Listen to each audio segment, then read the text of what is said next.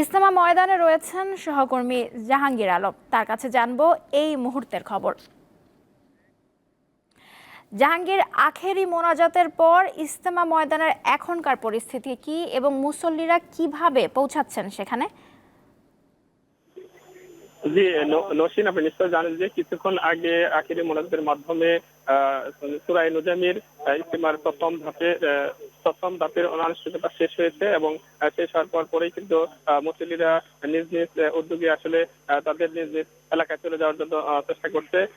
আজ কিন্তু ঢাকা টাঙ্গাইল এবং ঢাকা ময়মনসিংহের কিছু অংশ যানবাহন নিয়ন্ত্রণ করা হয়েছিল এবং এই নিয়ন্ত্রণ অবস্থায় থাকবে এবং নির্দিষ্ট স্থানে দূরের যাত্রীদের জন্য যানবাহন রাখা হয়েছে। সেখানে যানবাহনে পায়ে হেঁটে তারা নির্দিষ্ট স্থানে গিয়ে গাড়ি ধরবেন এবং সেখান থেকে তার গন্তব্যে চলে যাবেন। এবং আমাদের সাথে ইজতেমার পরপরই কথা হয়েছে গাজীপুর মেট্রোপলিটন পুলিশের কমিশনার। তিনি জানিয়েছেন নির্বিঘ্নে আসলে সকল ইজতেমা মুসল্লিরা নিজ নিজ গন্তব্যে যেতে পারবেন এবং এর পরবর্তী সময় যাতে কোনো ধরনের বিশৃঙ্খলা সৃষ্টি না হয় বিভিন্ন পয়েন্টে পয়েন্টে কিন্তু পুলিশ দায়িত্ব পালন করছে।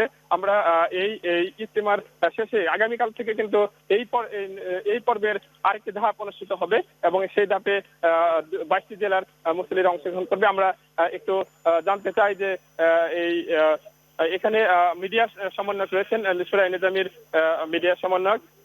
তার সাথে আমরা একটু জানতে চাবো যে এই আজকে ইজতেমা শেষ হলো, পরবর্তী ধাপের আপনাদের প্রস্তুতি কতটুকু আছে, কিরকম আছে? ধন্যবাদ জাহাঙ্গীর। যেমনটা আপনি বলছিলেন, আসলে এবারের আমাদের টঙ্গী 58তম বিশ্ব ইজতেমা, যা কিনা 2 ধাপে অনুষ্ঠিত হচ্ছে। প্রথম ধাপে আমাদের প্রায় 41টি জেলা এবং ঢাকা একাংশ অংশগ্রহণ করেছিল, যা কিছুক্ষণ আগেই আখেরি মোনাজাতের মধ্য দিয়ে এটার সমাপ্তি হয়েছে। তো এইখানে আমাদের প্রায় 40 লক্ষাধিক মুসল্লি ঢাকা এবং ঢাকার আশপাশ থেকে আজ সকাল থেকেই এবং গতকাল রাত্রে থেকেও আসা শুরু হয়েছিল মোনাজাতের উদ্দেশ্যে, যা কিনা কিছুক্ষণ পূর্বে শেষ হয়েছে।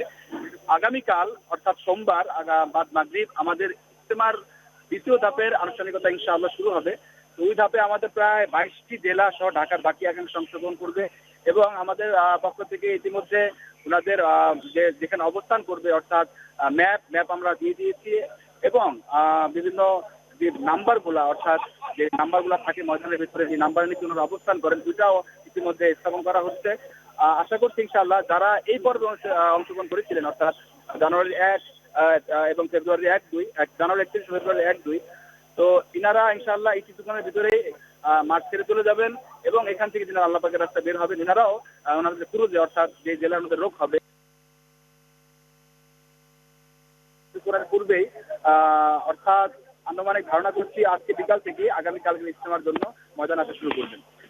হ্যাঁ, আমরা শুনছিলাম মিডিয়া সমন্বয়কের কাছে যে আগামীকালের যে প্রস্তুতি, সেই প্রস্তুতি বিকেল থেকে আসলে মুসল্লিরা ময়দানে আসতে শুরু করবেন এবং কাল থেকে ফজরের নামাজের পর থেকে আসলে আহ্বানের মাধ্যমে পরবর্তী ধাপের আনুষ্ঠানিকতা শুরু হবে। নওশীন।